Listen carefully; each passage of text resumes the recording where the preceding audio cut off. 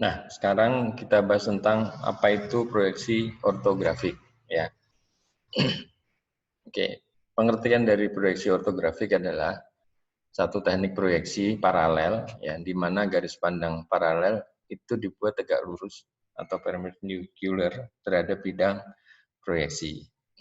Jadi kalau misalkan tadi ini adalah objek dan ini adalah bidang proyeksi, ya, maka kita harus menggambarkan, ya, garis pandang itu secara tegak lurus terhadap bidang proyeksi.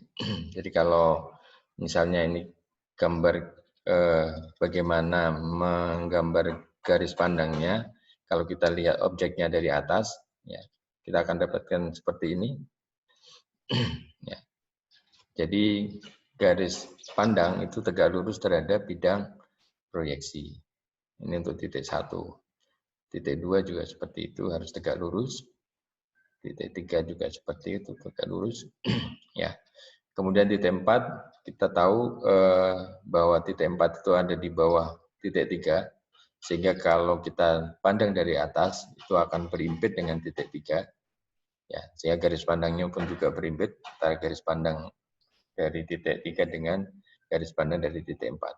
Begitu juga dengan titik 5, garis pandangnya berimpit dengan garis pandang pada titik 1.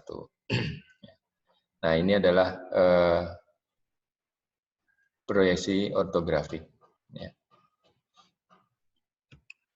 Nah, kemudian ada juga yang disebut dengan pandangan ortografik. Apa itu pandangan ortografik? Jadi tentu apa yang akan kita gambarkan di dalam bidang gambar atau bidang proyeksi, ya, itu tergantung bagaimana posisi dari benda atau dari objek terhadap bidang proyeksi. Ya. Jadi pandangan ortografik ini menunjukkan gambar posisi relatif objek terhadap garis pandang. Apa bedanya sih? Nah, coba kita perhatikan ketika kotak ini berada tepat tegak lurus, ya, terhadap bidang proyeksi. Maka kita akan dapatkan bahwa ketika kita lihat dari satu sisi tertentu, kita akan dapatkan bentuknya hanya kotak, dan itu menunjukkan hanya salah satu sisi saja. Ya. Nah, sedangkan kalau posisi benda itu kemudian kita putar sedikit, ya, kita dapatkan bentuk seperti itu, ya, maka gambar pandangan ortografiknya, ya, akan kita dapati bentuknya sedikit berbeda. Karena selain sisi yang tadi tampak, ya, dengan diputar sedikit, maka ada sisi lain yang kemudian juga akan tampak. Ya. Ini. Nah, ini dua dimensi dari objek yang ditampilkan. Ya. Kalau kita gambarkan di dalam satu gambar pandangan, itu nanti kita sebut dengan aksonometri. Kalau kita tampilkan dalam satu gambar lebih dari satu gambar pandangan, maka kita akan sebutnya sebagai gambar multiview atau multiview drawing. Nah, kalau tadi hanya kita putar, kemudian hanya tampak dua sisi, maka kemudian kalau benda itu kita sedikit jungkirkan ke depan, ya, kita tilt ke depan, maka sisi atas pun akan terlihat, akan tampak. Ya. Sehingga kemudian kalau kita tarik garis tegak lurus terhadap bidang proyeksi dan kita gambarkan, maka kita akan dapati bentuk yang ketiga ini. Ya. 3 dimensi dari satu objek ditampilkan dalam satu gambar. Ini yang disebut dengan axonometric drawing. Ya. Nah, oleh karena itu gambar ortografik itu dapat diwujudkan dalam dua bentuk. Yang pertama dalam bentuk multi-view drawing, ya, di mana tiap pandangan menunjukkan objek dalam dua dimensi. Ya.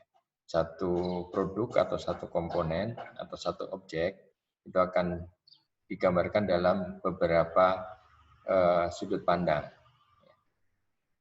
biasanya ada sudut pandang dari depan, kemudian sudut pandang dari sisi kanan atau sisi kiri, dan juga sudut pandang dari atas atau bawah dari objek. Kemudian yang kedua, diwujudkan dalam bentuk axonometric drawing. Gambar ini menunjukkan 3 dimensi dalam satu gambar saja. Nah, kedua jenis gambar ini yang kemudian digunakan di dalam gambar teknik untuk komunikasi. Jadi kadang kita cukup menggunakan axonometric drawing, jadi satu objek kita wujudkan dalam satu gambar saja. Nah, biasanya kalau objek itu sederhana, cukup dengan axonometric drawing. Tapi kalau komponennya itu cukup kompleks, maka axonometric drawing mungkin akan kesulitan untuk menentukan atau menunjukkan bagaimana dimensi-dimensi atau ukuran-ukurannya. Ya, oleh karena itu kemudian dibuat dalam bentuk multi-view drawing. Nah, apa kelebihan kekurangan dari masing-masing ya? Ini gambar axonometrik. Kita kenal ada 3 jenis, tapi ini salah satu dulu yaitu gambar isometrik. Nah, kelebihannya adalah mudah untuk difahami. Jadi ketika kita melihat gambar isometrik itu kita langsung paham bagaimana bentuk atau wujud dari benda itu. Ya, tapi kekurangannya terjadi distorsi bentuk dan sudut. Contohnya distorsi bentuk dan ukuran di dalam gambar isometrik. Jadi kalau benda itu atau fitur dari benda itu misalnya lubang, ada lubang yang bulat, maka di dalam gambar isometrik akan tampak seperti elips. Kemudian sudut siku-siku ya juga akan tampak lebih besar atau lebih kecil. Ya, tergantung dari sudut pandangnya ada di mana. Nah, itu kelebihan dan kekurangan dari gambar axonometrik. Sebaliknya pada multi-view drawing, ya, kelebihannya ini menunjukkan shape dan size secara akurat, jadi bentuk dari benda, kemudian ukurannya dari benda itu secara akurat, karena masing-masing sisi akan ditampilkan dalam satu gambar. Ya. Nah, sehingga untuk benda yang bentuknya kompleks, itu kita mungkin tidak cukup dengan satu gambar saja atau satu gambar pandangan saja, tetapi perlu mungkin 2 atau 3 atau bahkan lebih gambar pandangan. Sehingga mungkin ini dirasa kurang praktis ya di dalam menggambarkan ataupun juga membaca gambarnya. Nah, itu adalah proyeksi ortografis yang nanti akan kita pelajari lebih dalam, lebih lanjut di pertemuan-pertemuan berikutnya.